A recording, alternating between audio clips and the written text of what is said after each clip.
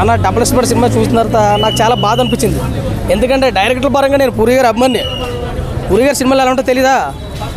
Pokiri, business man, temper, ఈడియటు, అమ్మా నాన్న తమిళమ్మాయి ఇలాంటి మంచి మంచి సినిమాలు తీసి ఒక సినిమా ఇండస్ట్రీలో ఒక రాత మీద రాసుకుని వెళ్ళిపోయిన ఆయన ఈ మధ్యలో ఏమైందో తెలుస్తుంది. నాకు చాలా బాధ వచ్చేస్తుంది దీంతో.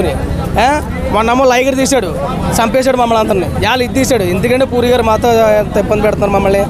ఒక సినిమా అభిమానిగా మీ అభిమానిగా నేను ఎంతో బాధపడుతున్నాను. ఎందుకంటే మీ సినిమాలు ఎలా ఉంటాయి గతంలో నేను చూశాను. మీ సినిమాల క్లైమాక్స్ చూస్తే గూస్ బంప్స్ వస్తాయి. కానీ ఈ సినిమాలో ఏం చేస్తున్నారు? ఎస్పర్ట్ శంకర్ సినిమా బాగుంది, డబుల్ ఎస్పర్ట్ శంకర్ ఏడిపించవు, అసలు బాగాలేదు. ఆ యాక్టింగ్ కానీ పర్ఫార్మెన్స్ కానీ టేకింగ్ కానీ అన్నీ దబ్బేస్తాం. నీకు ఏమవుతుంది నాకు అర్థం కావట్లేదు. ఈయన తాగుతున్నారా తింటున్నారా? ఇక cinema above average below average లేదన్నా, మిడిల్లో కొట్టుకుంటుంది. 50 యావరేజ్కి బిలో యావరేజ్ మిడిల్లో కొట్టుకుంటుంది. చూసిన వాళ్ళు అందరూ ఏమన్నారంటే లైగర్ రాడ్ 1 అయితే రాడ్ 2 అంటున్నారు.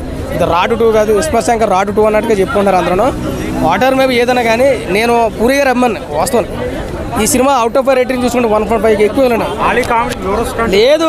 సంజయ్ దత్ గారిని తెచ్చారు, ఎందుకు తెచ్చాడు వెళ్తాం. సంజయ్ దత్ గారిని తెస్తే మనం ఏ ఎక్స్పెక్ట్ చేస్తాం?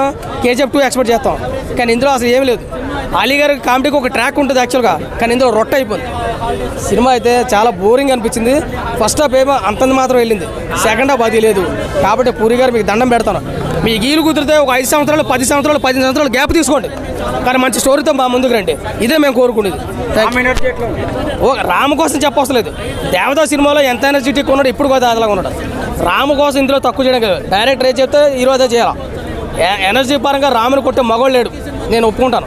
కానీ యాక్టింగ్ పరంగా అది ఇది కూడా అంత మాత్రం అనిపించింది.